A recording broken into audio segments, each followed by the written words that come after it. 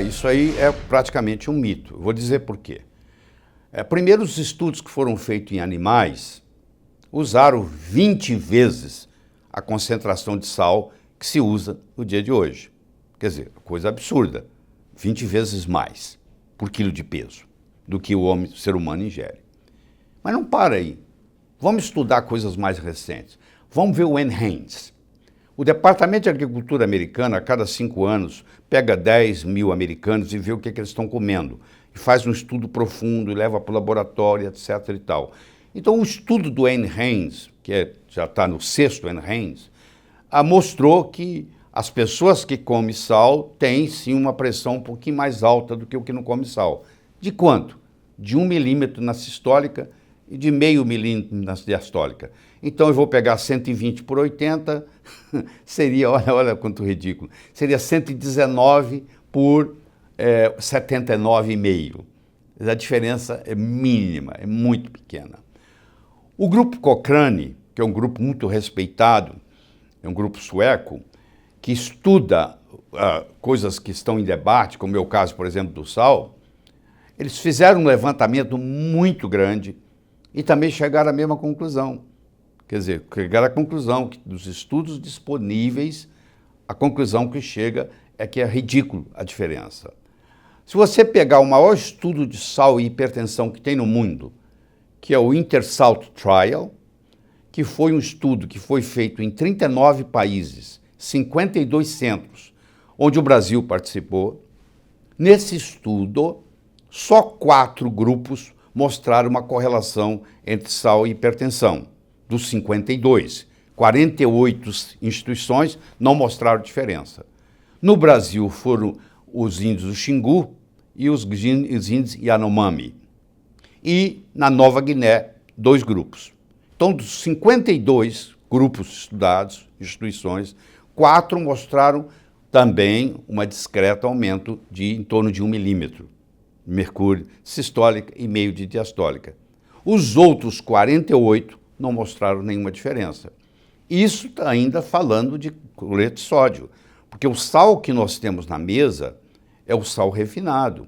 Você pega o sal em bruto, que tem mais de 80 minerais, e você vai tirando, até ficar 2, que é o sódio e o cloro. Entendeu? Só ficar esses 2. Para tirar os outros minerais, que é um pecado, mas não interessa, tira, eles têm que usar bleaching. Então você termina com sal de mesa, que além de não ter os 80 minerais importantes que foram excluídos, você tem resíduos ainda de bleaching. E isso aí, claro, também prejudica. Mesmo que não seja prejudicar na pressão, pode prejudicar de outra forma.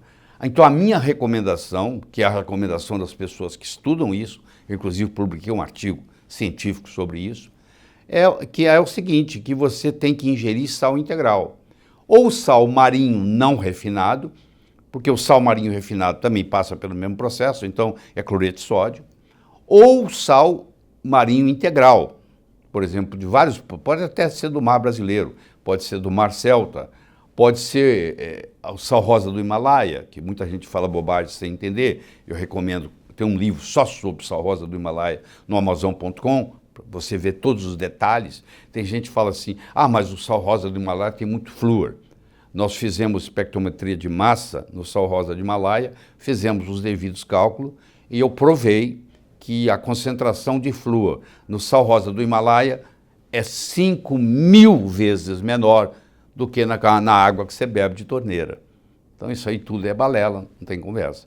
Mas a nossa experiência é a seguinte, pacientes que passam a usar sal integral, seja ele marinho, seja ele do mar Celta, seja ele do Himalaia, não faz diferença, em geral eles têm uma queda de pressão. Por que eles têm uma queda de pressão? Pacientes hipertensos.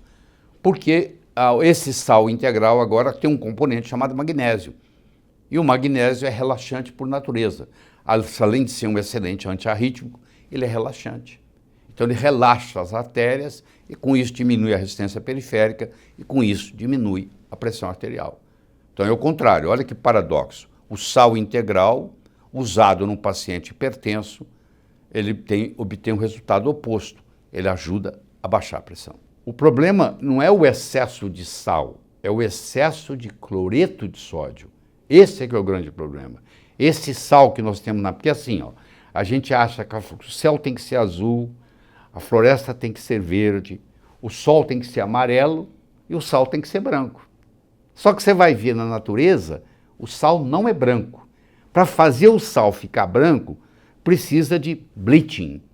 E esse bleaching deixa resíduo.